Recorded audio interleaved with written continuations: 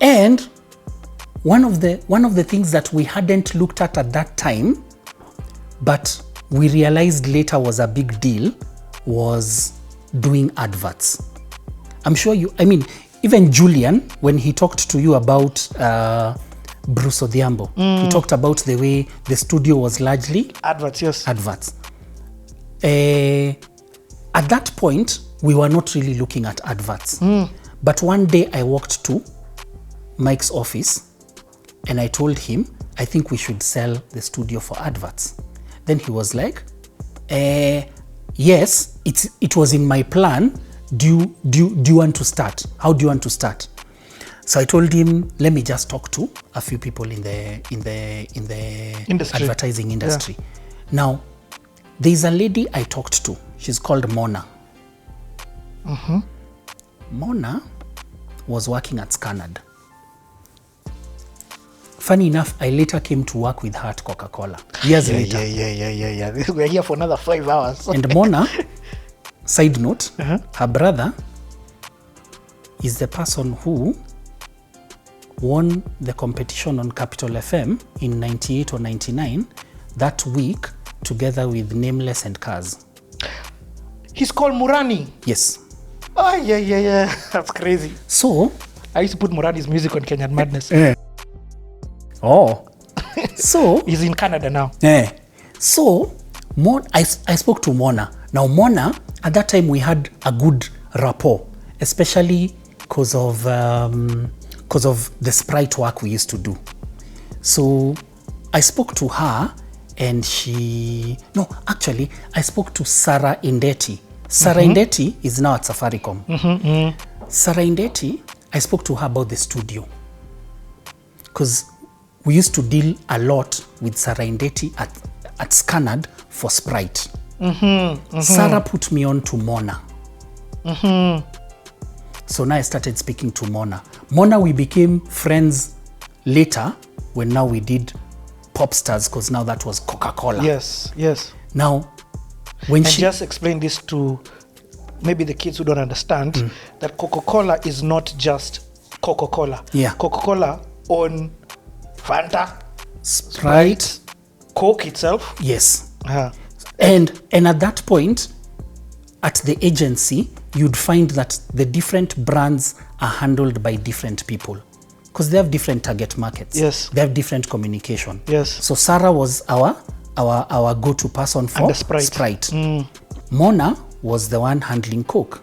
So Sarah put me on to Mona. Yeah. So I went to Mona. Sounds like a masterclass. So I went to Mona. And let me tell you, those days, Yani, talking to people was so easy. And I'll tell you why Scangroup is and the advertising industry is key for me. Yeah. I spoke to Mona and I told Mona, we have this new studio that we've put together. Can you give us some jobo? Give me a brief. You don't even need to pay. Give me a brief, we deliver. If you like it, then we can talk money. And because we are starting, we are easy. Yeah. If you don't like it, it's okay. You don't have to pay. Just give us a chance. By that time, Msioka had just gotten in. Yeah. So Mona gave me a brief for 4 Coke adverts. Yo. This was 2002 or 3. I think 2002. Late 2002. Yes, 2002. So Mona gives me a brief. This is even before Popstars. This is the time you're doing Sprite, the DJ compare. DJ, yes. Okay, go on. So I take the brief, I show Mike. Then I go show John. Then John tells Msioka to work with me on it. So we start working with it with Msioka. So the brief was simple. It's a jingle. And there were 4 different jingles. Different communication, So Msioka did the jingle. Now, the thing that we played around with, and I think that's for me, I don't know if Msioka even remembers this. For me, that was when I was really like, Msioka is really cool. I gave him an idea and Msioka ran with it. So the adverts for Coke at that point used to end with, Yeah, okay. so I asked Msioka, when you drink a Coke, what happens? So you do that, Yeah. you belch. Yeah. So let's put a belch instead of the Let me tell you. That's I so told cool. Msioka that idea. By the time I came the next day, because I was trying to figure out where will we get that sound effect. Do you know Msioka had gone to buy Coke and he drank so much Coke, paka he recorded himself belching. I don't know if he remembers that story. Then we put it in the ad. So now when we went to the client, we gave the client the two options. The normal one that you guys want, then we're like, but we also put something that we, as consumers, felt more realistic when you drink a Coke.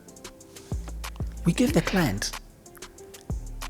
So we gave the agency. Agency was like, Love agency it. at that time was very open-minded. Yeah, so they yeah, were like, love yeah. it. But what shall we hear what the client Client will has to say. Yeah. Give the client. Client loved it. It ran on radio. So let's go back now. So you are the one who got, that's literally the studio when it started making chums. Yeah. So walking a mic happy. So here's the thing. When I went back to Mike and I told Mike, the client loved the ads. Now tell me, what do we charge them? Mike told me, charge them 12,500 each for each ad, times 4 is 50K. If they push you, get to 40K. At least get to 40K. 10K one. 10K each. That time us guys were not thinking even things like a VAT. Yeah? So I went to Mona. But me, when I went to Mona, I told Mona, Mona asked me for, give me an invoice. I told Mona, Aki, I don't know what to charge you. Mona told me, Mona was such a sweet chick. Mona told me, give me a blank invoice. I'll fill in the amounts based on the budget. For some reason, I trusted her. I didn't ask her anything. I just gave her the blank invoice. Me, I saw the amount when we got the PO. Yeah. She had charged each advert at 100,000 shillings. No. So it was 400,000 plus VAT. 400,000 was net. Yes. So a sock each net. Yes. Is that now when Homeboyz decided? We saw money. Okay, Mike had seen the money before because Mike used to operate the studio with Ted Josiah. As we, you know the way you said, we are Homeboyz and then there's boy at home. Yeah. Ni boy at home. So, but you see, me, I was like, hey, we've gotten a good. In fact, let me tell you a sad story. Actually, now that you've said that, do you know the day when I came back with that PO to show that, and I'll never forget this. Mike had gone to the UK. There was a process that was going on in Homeboyz of making everything official. So we had been given contracts to sign. So everyone read through their contract because now we were being made official. We used to be paid in cash, just like that. Yeah. So now we're being told it has to be taxed, The system, yes. system, everything. So we're given contracts. So myself, Ellie, Wanja, and Shiro, we refused to sign our contracts. And we went at that time to the admin and finance guy called Meshach to say, these contracts, we don't agree with this clause and this clause and this clause. See, then we knew that things were being sorted. So we went on with work. When I walked back from seeing Mona after she gave me the PO, I walked back, I find Wanja parking at the reception. So I ask her what's going on. Wanja tells me, just go and see Meshach. So me, I walk in, I go and see Meshach. But when I get to Meshach, I start telling him about how I've gotten a PO, nini. So Meshach is looking at me and I'm wondering, this guy is not happy. But I'm like, okay, he's a finance admin guy, so okay. So see John is in the studio. I call John on the extension. John, please open for me. I need to talk to you. John opens. So I go in. I talk to him. So I'm telling John this story, but he's not excited. Oh, Meshach had actually told me to go and see John. Now, kumbe John, at that time when I was talking to him, now he's not my boy at that point. He's my boss. So Mike has gone to UK. Yeah. So me, I tell John this whole story. Then he tells me, pick a letter from Meshach. So I go back to Meshach. So I tell Meshach, John has told me to pick a letter from you. So he opens a drawer, he chucks a letter, he gives me. I open it, I've been fired. What? What? Hey, okay. So me, I took my things, I went home. And I couldn't believe. So, but before I went home, I was looking at the studio door and I was asking myself, is that John in there? It's someone else? Like, because I refused to sign a contract because I wasn't comfortable with the clause. So me, I go home. I think this was 2002. So me, I go home. And I'm chilling at home. That time, see, we had cell phones. Mike was in the UK. Mike starts calling me from the UK and starts giving me instructions on something to do. Then it hit me, Mike doesn't know this story. So I cut him short. Then I tell him, Boss, Mike, you just fired me. I was fired this morning. Then he asks me, what do you mean? So I tried to explain to him and told him about the contract, Nini. At that time, there was an external auditor or management consultant or something who had been hired to get things straight. So I think he just made decisions just like that. And so my letter for being fired had been signed by John. So later on I learned that it's like John had signed it shingo upande. But it's like he also knew that Mike would sort it out. Yeah, but that must have made things awkward. Yeah. So now, but the beauty about it was when I told Mike what had happened, He was upset. he was upset. But you know what Mike told me? You go to the office tomorrow. And this job I'm giving you, you go to the office tomorrow and do it. Like he was sending me to do what and prepare what document. He told me, just go to the office like normal tomorrow. I went to the office, by the way. It's like that episode of being fired hadn't happened. You know. Yeah, but that is so, like, hey, did Wanja come as well? Yeah. Everyone else came. Wanja came back, Ellie came back, Shiro came back. Okay, I get it. But I've just thought about the levels. On one side here you are, you've been told to charge 100k, not 100k, 60k, 50k for a jobo. You've gone as an employee, you've turned that job into 400,000. Yeah. As an employee, you're excited and coming showing the company, guys, I've made for you how many more times? 6, 7 times more, 8 times more than you wanted. And in the same time you're getting fired. That time my salary was 12k. Yeah. You've just paid your salary for the whole year. Yeah. This story has too many, not even the whole year. That's 12k, add 10 to 40, that's 20 months. It's okay. Hey, okay. One last thing before we leave this Homeboyz chapter. I mean, these companies are huge. And in terms of their impact on the music and entertainment industry. I want to hear it from the artist side because I've understood you at Homeboyz from the working side. I want to hear it from Homeboyz becoming the biggest studio in the country. But before even becoming the biggest studio in the country, there's something else that was happening. You see, there's so much. I just remembered. You know, let me tell you, when we were operating from the office at Their digs. No, at in Westlands. The mall. At the mall. When it was me, Pato, and Kaleche. And then Pato, the other guy used to work with.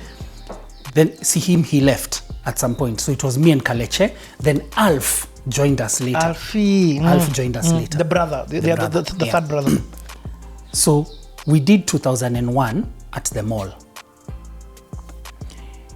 Someday in 2001, Mike told me, I want to show you something. Mike used to drive, because that time the Homeboyz Motis, there was a van. There was a van, a Toyota Hiace or something, KAL 370Z, that Mike used to drive initially. Then when John left Campo and now came to Homeboyz full time, John is the one who used to drive that one, together with a driver called Kipler. Then Mike bought another car that he used to drive. This car, Mike used to drive a branded Datsun 120Y. You know that small one? That Datsun pickup. That small one. That's what Mike used to drive. Branded, it used to look really cool. So Mike tells me, I need to show you something. So we get in, we go. We go. So we are going to Inda. Me, I'm wondering why we are going to Inda. So Mike takes me to, we park, pay for parking. Then he tells me we are going into this building. So we start going upstairs.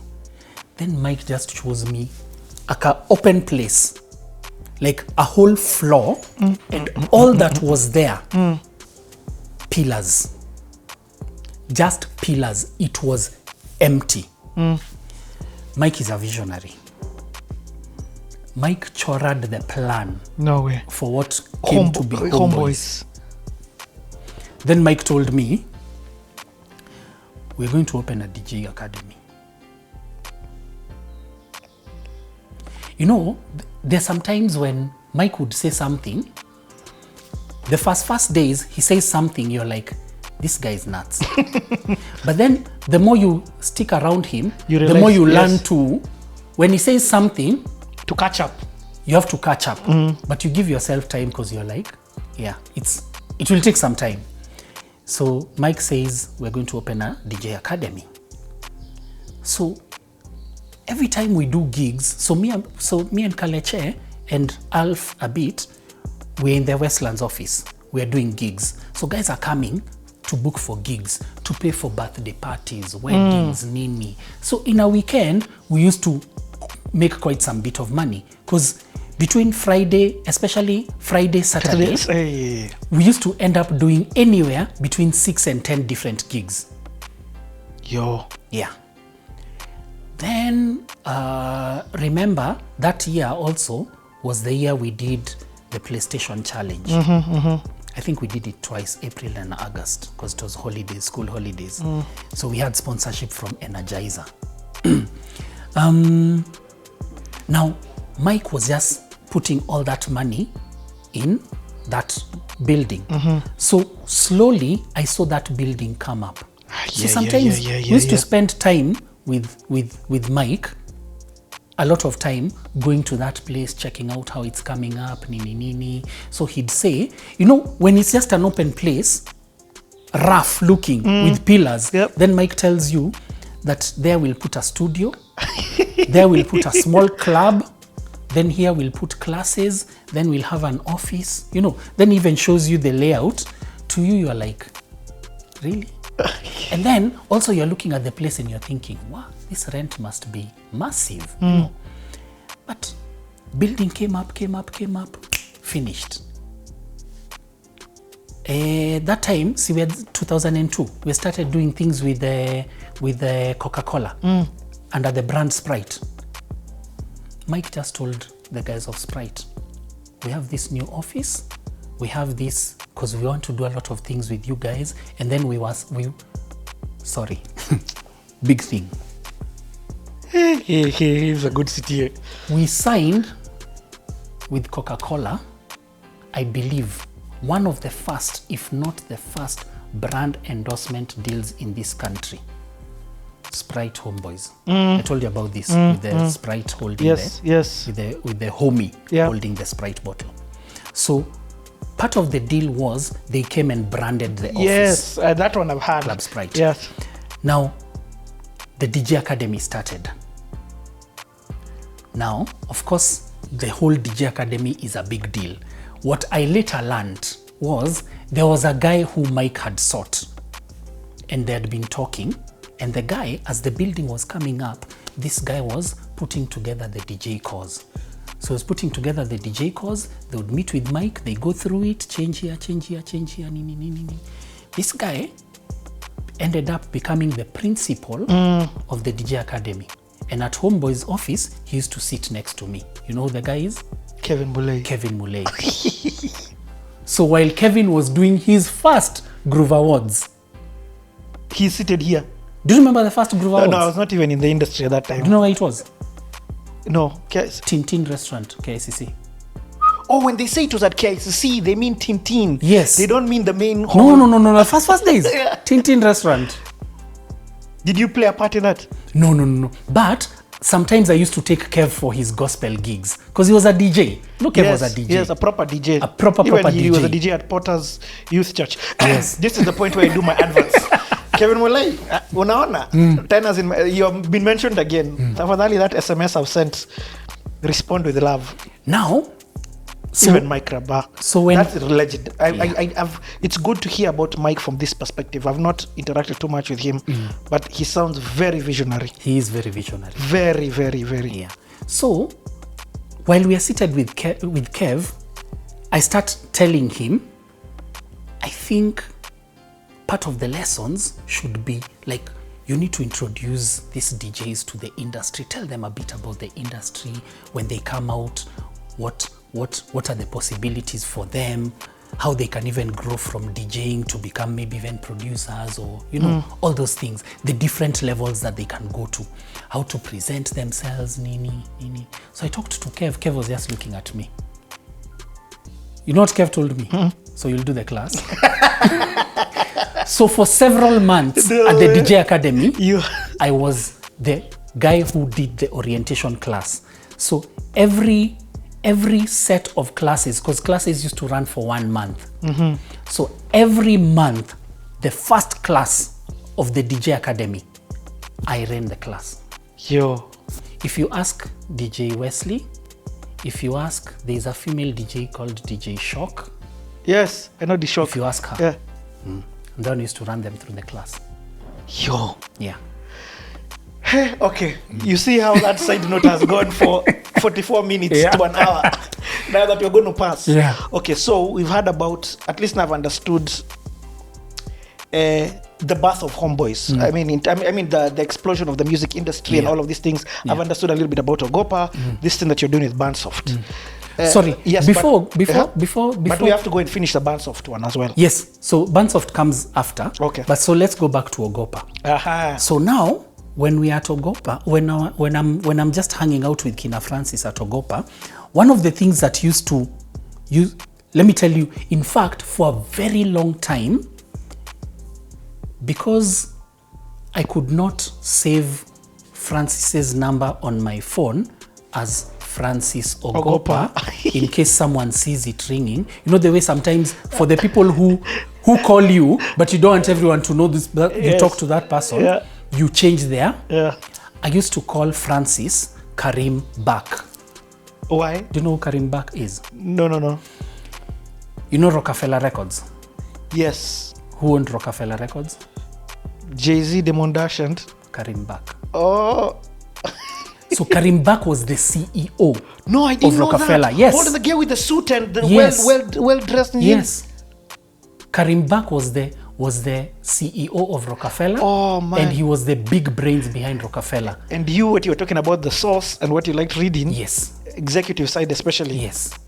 So Karim Bak is the guy who the industry knows him, but the public don't necessarily know him. That was Francis. That's so I used crazy. to call Francis Karim Bak on my phone. Okay, I had stopped you at a very crucial point. The day Issa died. So we had been having conversations. I mean, our different interactions with Issa. Hold on, you had met Issa? Yeah. Okay, can we start then from that? Even when we did, there's a gig we did at Homeboyz in 2002 where 3 people performed. Nonini, K-Rapt, and Issa. Yes. Nonini even talked about it on his CTA. That was a big deal. It was a big deal. And that was largely, and I guess that's what ended up pushing me to Ogopa, because of Lucas, and also because Lucas, Francis, Mike, John, and the whole South B thing, because they had come up from back then, there was a lot of working association. So because I was the guy in charge of events at Homeboyz, my work was also to interface with Ogopa. So when I started interfacing with Ogopa, I went a bit further. This is insane. So now, and how it started was when now we were getting them to come and perform at the Homeboyz gig, I went further and started questioning, how will you perform? How will you come in? Are you going to have dancers? Do you need what effects? Do you have a performance track? Because you can't just play it the way we hear it on radio. Those were the days. You know the way if you go for a nameless gig now, when he's playing Deadly. Yes. Where they create a track for the stage. Yes. You know when Nameless does this, and you know how that beat drops, to the point where the audience knew it, but they loved it always, and it was like always afresh. That 10, 10, 10, because the song doesn't start like that necessarily, but the and then he goes back, you know. So all those things, I believe John had an influence over them somehow with Lucas in terms of creating tracks for stage performance that were different from what you hear on radio. So I got so much involved in that, then I think that's where our friendship with Francis initially, not even Lucas, we were boys already because of Homeboyz, but Francis, our working relationship now started from there. So now he could see, because I think in the middle of conversation, something you saw from a business perspective, from an audience interaction perspective. Because with me keeping on reading the source, the vibe and all, I used to figure out what can I bring to the industry in Kenya. So I would just throw ideas at Francis. So I think he saw something, so he pulled me closer. So now, and also you're an easy guy to work with, Fakii. You're not too difficult. Thanks. So we got to a level where some Tuesday, I can never forget, we agreed that a certain Tuesday we meet to finalize and sign an agreement where I was to be Issa's manager. What? Yes. On a Tuesday. He died the Sunday before. Yeah. I'm so glad. First of all, I'm so glad we've taken this thing slow. But what? Yeah. You got to the level where you were going to be Issa's manager. Okay. Rewind, Fakii. Hold on. We'll be back. This one I need to stop. Let me just stop.